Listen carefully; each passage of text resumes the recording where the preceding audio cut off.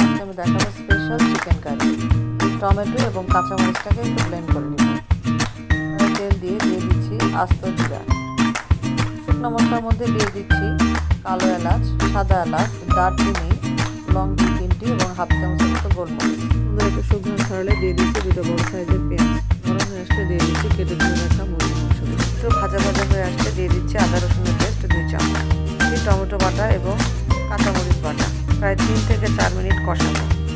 3 থেকে 4 মিনিট কষানোর পরে দিয়ে দিব শুকনো মশলাগুলো। হলুদের গুঁড়ি 1 টেবিল চামচ, ধনিয়ার গুঁড়ি 1 চামচ, জিরার গুঁড়ি হাফ চামচ, লবণ স্বাদ মতো, লাল মরিচের গুঁড়া স্বাদ মতো। ভালোভাবে কষানো হয়ে গেলে দিয়ে দিচ্ছি ফেটিয়ে রাখা 2 টেবিল চামচের মতো টক দই, মতো চিনি। ভালোভাবে কষানো হয়ে গেছে, সিদ্ধ হওয়ার জন্য দিয়ে দিচ্ছি গরম পানি। পরে পানিটা বলক চলে আসলে এখন দিয়ে দিচ্ছি 1 চামচের মতো মুরগির মশলা, 1/4 চামচ গরম মশলা এবং ধনিয়ার পাতা দিয়ে নামিয়ে পরিবেশন করব মজাদার সাথে চিকেন কারি।